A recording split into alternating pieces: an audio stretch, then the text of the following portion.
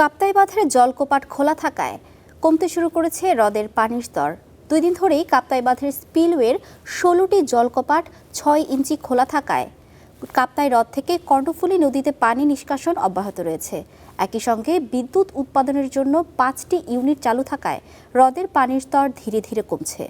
সকালে পানির স্তর রেকর্ড করা হয়েছে 103.57 ফুট MSL। কর্ণফুলী পানি বিদ্যুৎ কেন্দ্র জানিয়েছে, উজান থেকে পানির প্রবাহ ও বৃষ্টিপাতের পরিস্থিতি পর্যবেক্ষণ করে প্রয়োজন অনুযায়ী জলকপাট পরিচালনা করা হবে।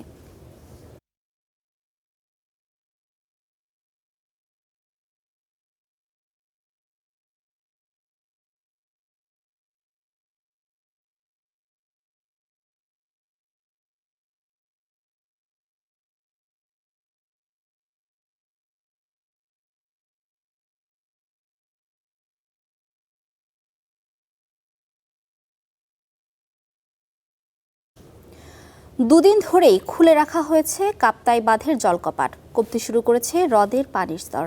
এ বিষয়ে জানাতে সরাসরি যুক্ত হচ্ছেন সহকর্মী মিশু মল্লিক। মিশু, বাঁধ খোলার পর পরিস্থিতি এখন কিরকম আমাদেরকে জানাবেন।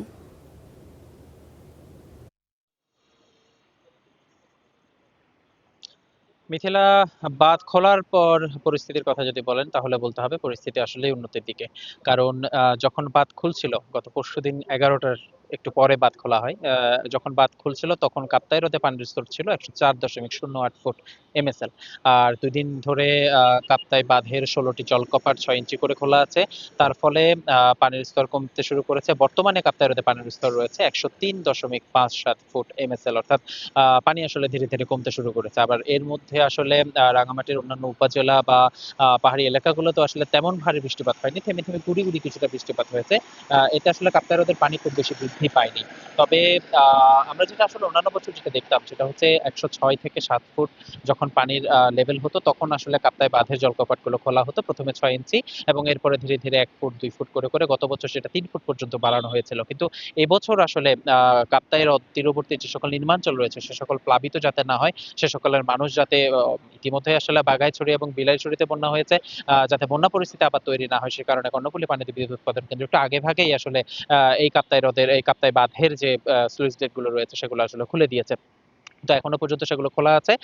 যখন আবার সেটি বন্ধ করা হবে তখন কর্ণফুলী পানি বিদ্যুৎ উৎপাদন কেন্দ্র থেকে আমাদেরকে অফিসিয়ালি জানানো হবে। তখন আমরা সেটা আসলে আপনাদের মাধ্যমে দর্শকদেরকে জানাতে পারবো। তো আসলে এই ছিল আমার কাছে সর্বশেষ। মিথিলা। ধন্যবাদ মিশু।